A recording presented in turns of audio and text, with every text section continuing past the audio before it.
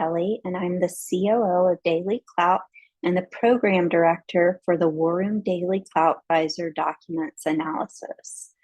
As you may be aware, last week, Informed Consent Action Network, or ICAN, was able to obtain and release vSafe data from December 14th, 2020 through August 1st, 2022.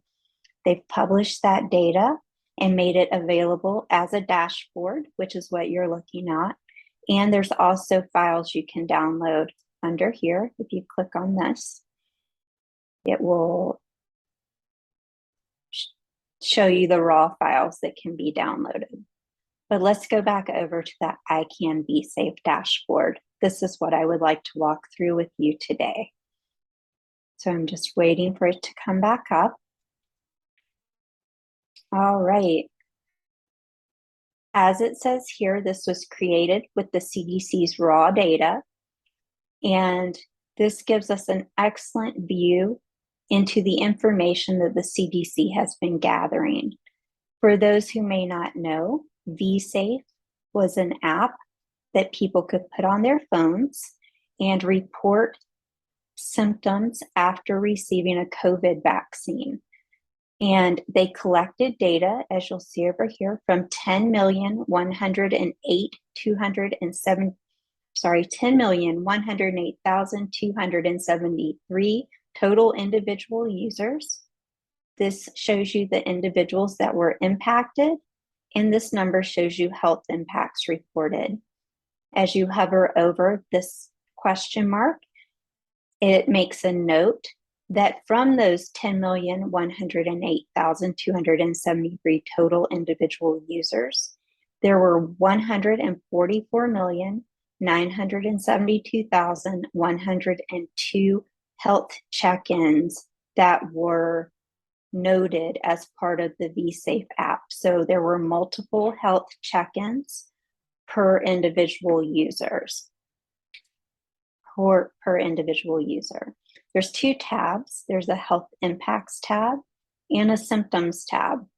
We're going to look right now at the health impacts tab. Here it's reporting adverse health impacts. Yellow is unable to perform normal activities. This reddish pink color is missed work or school, and red is required medical care.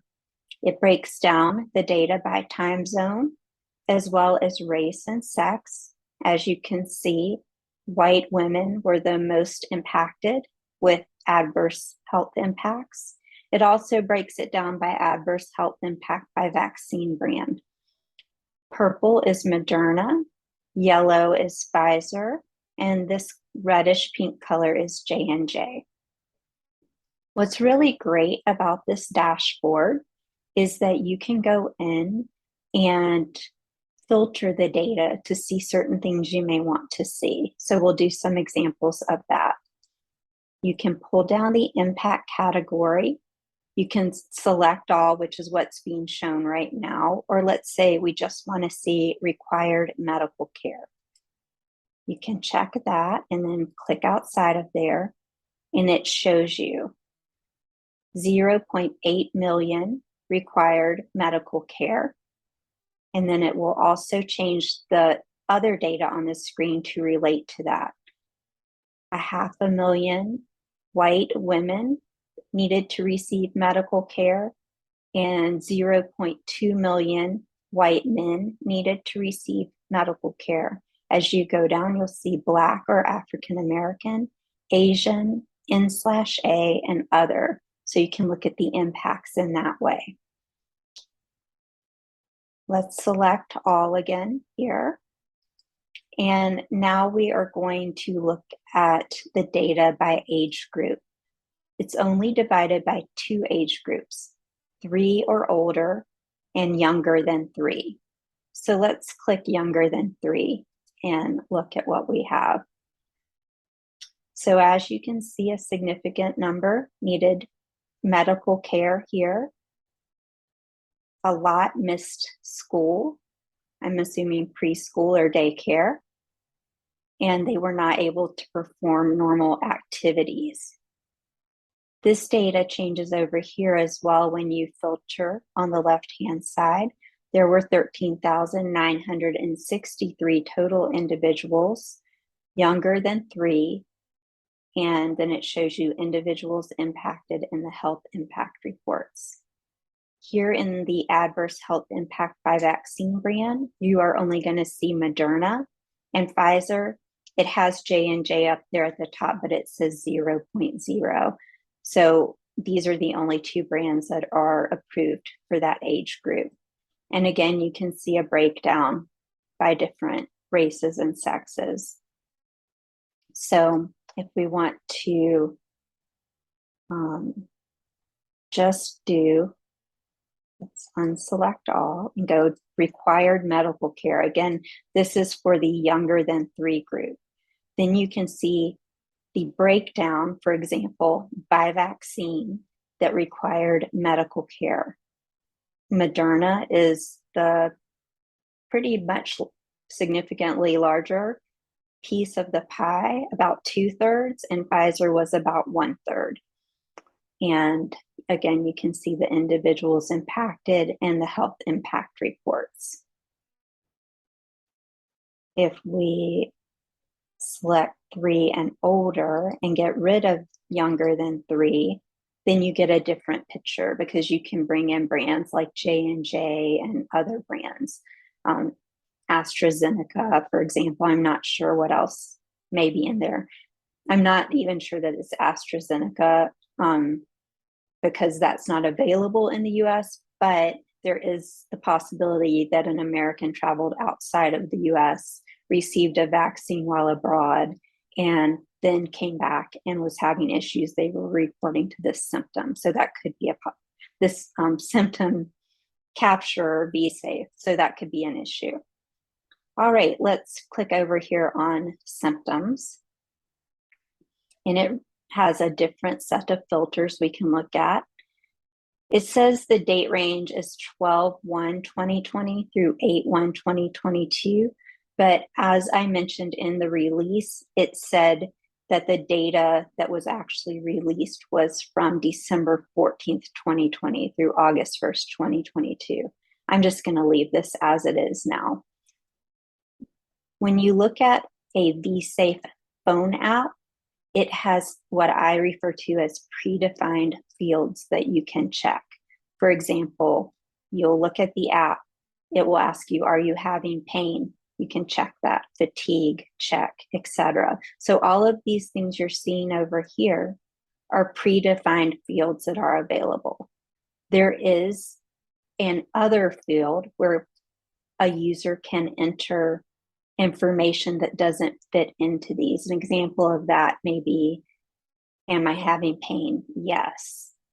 Well, it's chest pain. I don't see chest pain in this list. I don't see heart attack, anything like that. So for example, somebody may check pain and then go down under the other field that is available and fill that out. Unfortunately, at this time, we don't have the information from that free-form other field where people could put additional information. We only have the predefined ones that you see here. This lists symptoms by year and month. I find this interesting because the vaccine EUA was on December 11th, 2020. And then you start seeing the large amounts of adverse events rolling in. Why I find this particularly interesting is I think it's safe to make the assumption that the people that were getting the vaccine this early either required it for their job, for example, healthcare workers, or thought they needed it for their job, or they were people who were very enthusiastic about the vaccine coming out and wanted to be an early adopter and get it as soon as they were able to. So those are likely people with very positive views of the vaccine. So it rolls out on December 11th, 2020. And then we start seeing millions of adverse events reported. January, it says 11.5 million. February, 13.2 million. March, 13.8 million. April, 14.3 million. And it makes sense to me that adverse events would drop off over time because we had such a high percentage of the population that received the vaccine that they're going to get it more here at the front end, and then you'll slowly see a drop off. And here we are in July of 2022, for example, 0.2 million symptoms reported. All right, if we go over here and select, so you can do mild, moderate, or severe. I'm going to select severe, and then you will see the data change. Now down here across the bottom, these are reports of severe symptoms. Over here, you'll see that we had 1.1 million reports of severe fatigue, 0.7 million reports of severe muscle or body aches. And the donut graph here in the middle has the symptoms listed by different colors. It's another way of viewing the same data.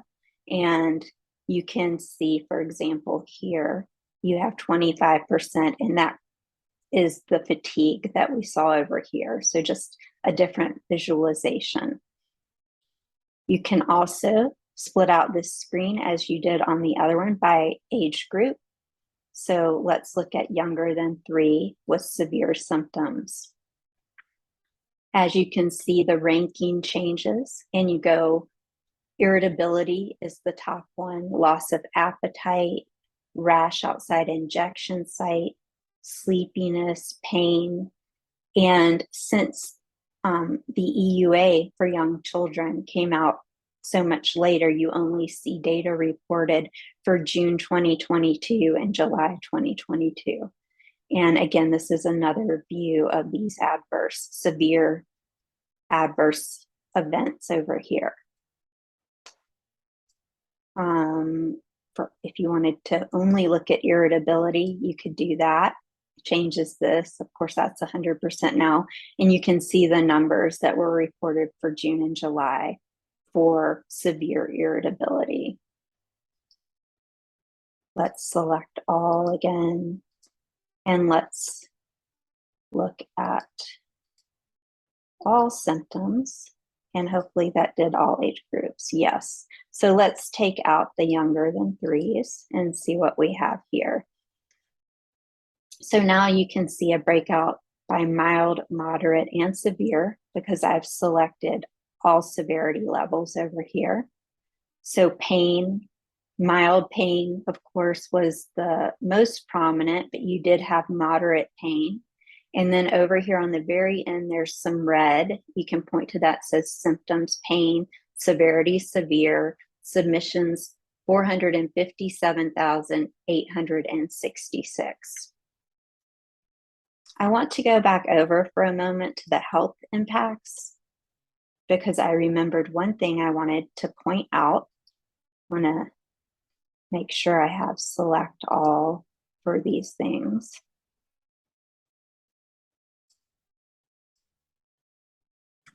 Yes, okay. So when you look down here in the race and sex part of the dashboard, you will see that women, which is the green color, were much more impacted than men with adverse health impacts. It says 1.9 million women versus 0.7 million men. This confirms other instances of data which have come out and shown a similar situation with women being more affected. And I thought it was just important to point that out, and that it is across all races listed that you see that. I don't believe I said this at the beginning, so I'm going to say it now. You can go to icandecide.org/v-safe-data/ to get to this dashboard. And again, if you want to get to the raw files to download them and analyze them yourself, you just go to download files. And you can also subscribe to the ICAN newsletter here to get more information. I hope this has been helpful and that you will use it and share it with others because this is a very valuable tool. Thank you for your time and listening to this presentation. Hey everyone, it's Naomi Wolf of Daily Clout, and I am asking you to please, if you like the video you just saw, support us, become a member, donate. You can send checks to P.O. Box 24, Millerton, New York, 12546, or go to Daily Clout, DAILYCLOUT, become a member or donate. Thank you so much for your support. Every penny goes for paying our hardworking staff, paying hosting costs, and paying our lawyers who have been leading the fight to keep you safe and free, to keep the Constitution safe and to keep you free. Thank you so much.